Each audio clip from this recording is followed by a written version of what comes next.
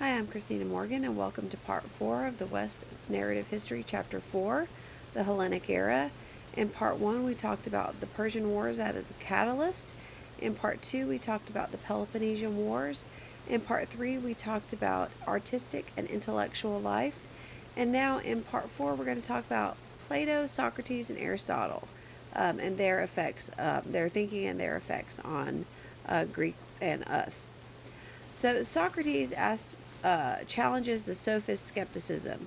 Remember, the sophist said, it's real, but it's real if I think it's real, and what you think is real for you, kind of thing. Socrates challenges them by continually asking questions and gathering like-minded and often very important, highly placed individuals who are young to be his pupils. And so the Socratic method is something we use today, and it's where you answer a question with a question, and you keep questioning until you get to kind of the heart of the matter. In the wake of the Peloponnesian War, which went really, really badly for Athens, the Athenians had a lot of self-doubt. After the Persian Wars, they were super self-confident. They were on top of the world. They could beat anything. Now, after the Peloponnesian Wars, they're full of self-doubt, and they had little patience for this annoyance in their midst.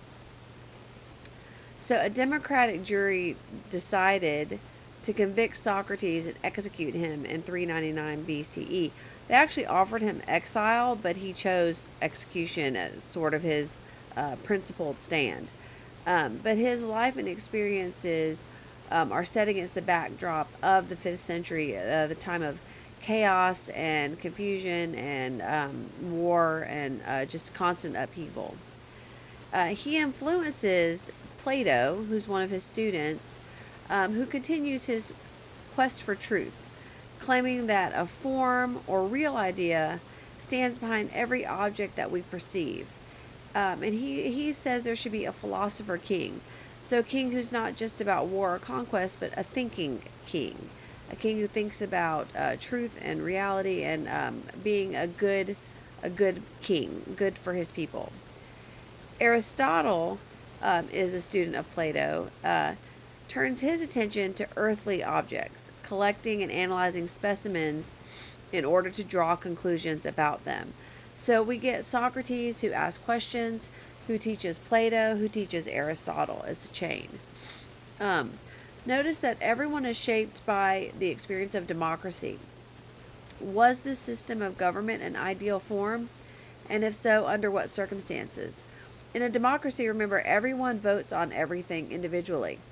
In America, if we actually had to vote on every single thing that comes before our government, we'd never have time to get anything done, and the government would never get anything done. So, can true democracy exist? In a republic, we elect people to vote for us. So, what is true democracy? Is democracy or Republican democracy, are these ideal forms of government, and where do they exist best? So that's the end of part 4.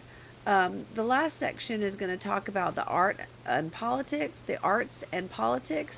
and tragedy and comedy in context. So hopefully you'll join us then.